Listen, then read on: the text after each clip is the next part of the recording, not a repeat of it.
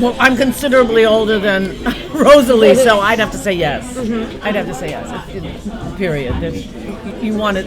I would like to see more roles for women over a certain age. Mm-hmm. How about more roles for women? Period. That's true enough. And definitely, I think what Marianne was saying there as well is talking about women are represented generally in the arts as stage, film. You're not usually 35 and up. You know, it's especially in a musical, it's like a young juvenile lead that you always hear the young Jew thing. And I think the want for different stories and stories exactly like we're going to be playing, Patti and I are playing about a 35-year-old woman and an old lady, older than that, not older lady, but having a friendship and that being a very important moment in life is completely honest and true and right. Certainly all of my girlfriends are much, much older than me. I don't really have girlfriends. Marianne's one of my close friends. She's older than me and that makes no difference. And I think Patti's right. We do need more female roles. I'm going to nick your word, period.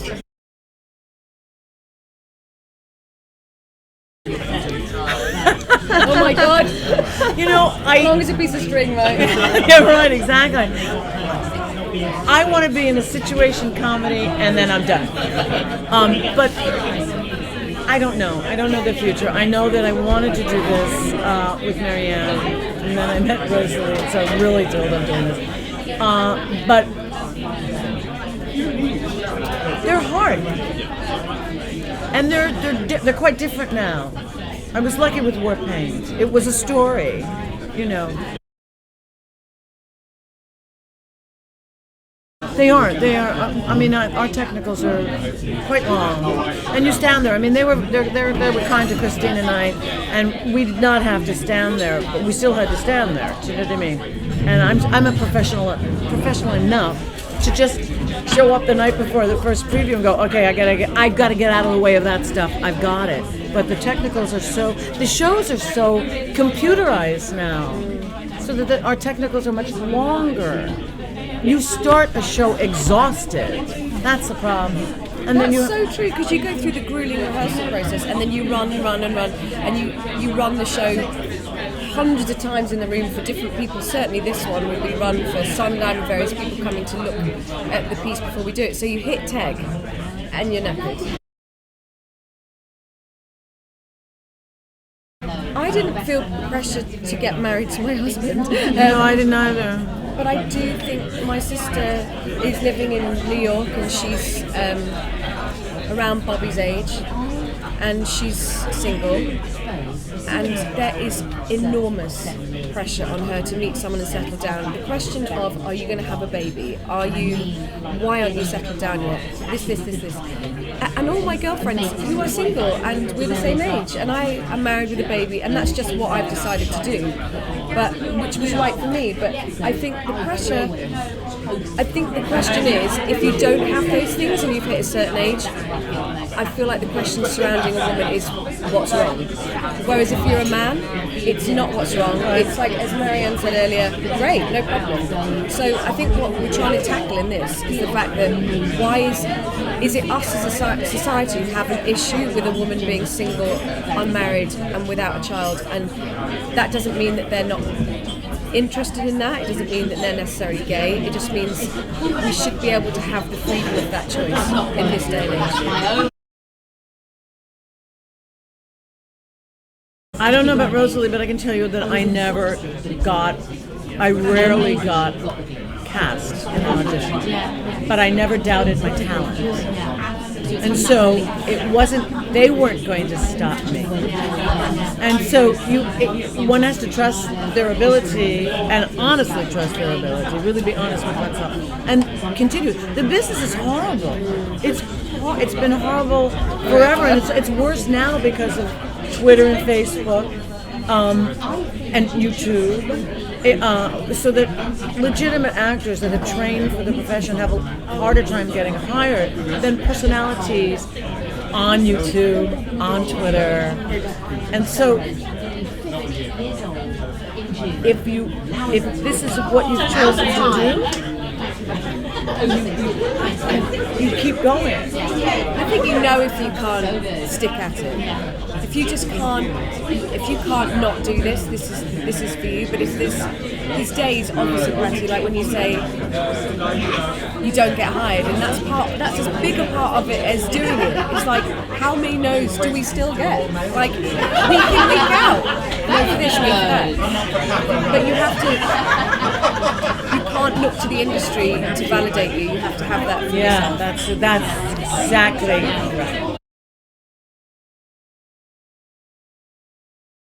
Well, have they? I can't think of anything. No.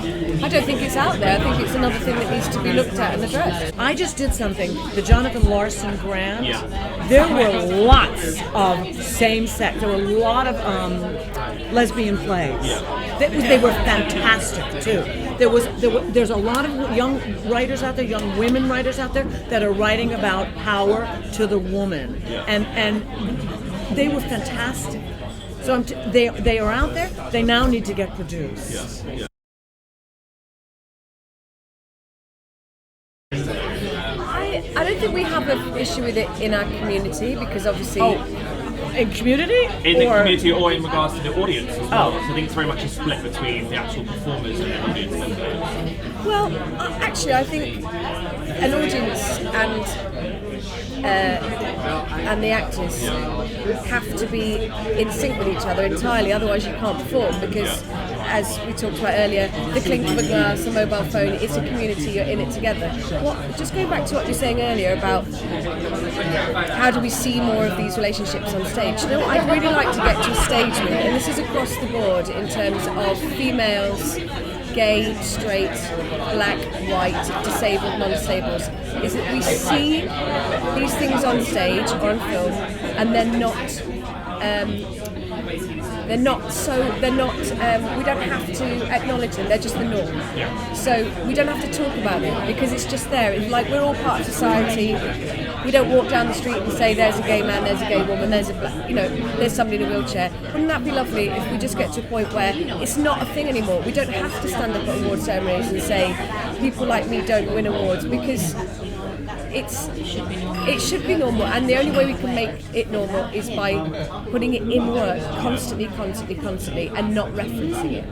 So if it's just there, like it is in society, that would be the most honest approach to it, I think. Being pregnant stuff, right? Doing the workshop? Yeah, but actually at the time I was at the National doing Threaten the Opera every night as well, so I mean I'm a workaholic, so it was my own fault really. I was like, we can grow a baby, we can do a workshop, we can do a show in the evening, and actually I was very proud to do that because yes, it's exhausting being pregnant of course, but I'm a working woman, so that was part of it.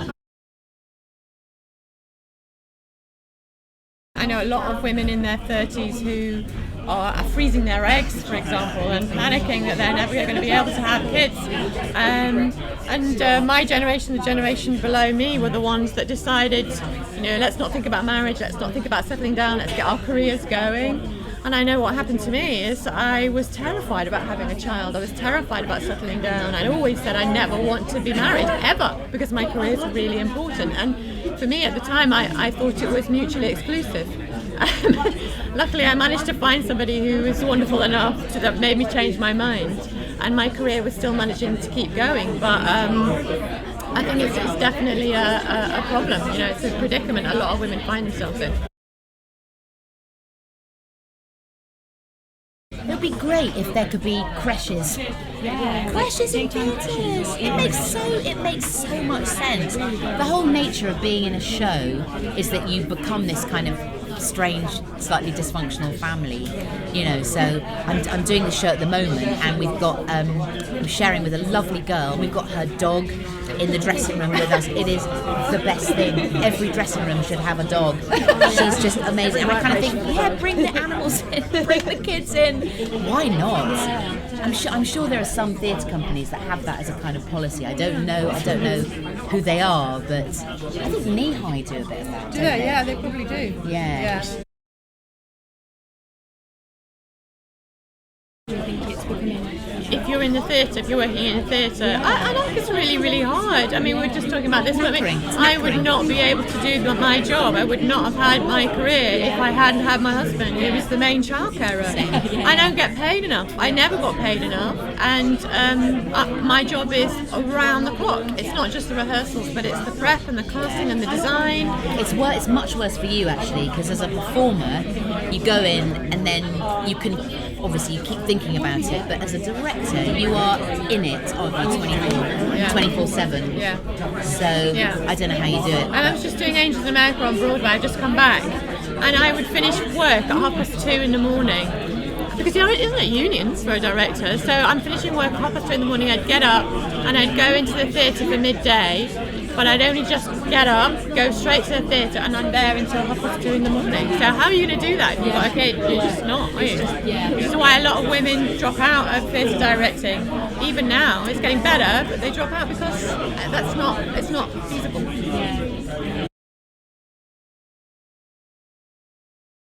Yes, I had to just square it with Sue, my lovely comedy partner. But she was brilliant. She said, look, you love being on stage. You've always loved being on stage. You're never going to get the chance to do something like this again. So do it. So she was very behind that decision. But I had to talk to her about it, because it'll take me out for a few months.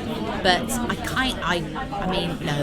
I hope to be able to sort of weave everything in. It's going to be quite busy, but we'll see. I mean, we don't know if we're going to make any more Generation Game yet. Well, thank you so much. Thank you. Oh, thank you. No, if we do, then we'll just have to sort of work out when that is, I suppose. Oh, well, it's a joy to be able to do any of this, frankly. I can't quite believe it. It's a blessing and a joy. I think live TV is extraordinary, and it gives you that similar buzz that you get when you're on a stage. So I would say being on stage, amazing, and live telly, there's nothing quite like it.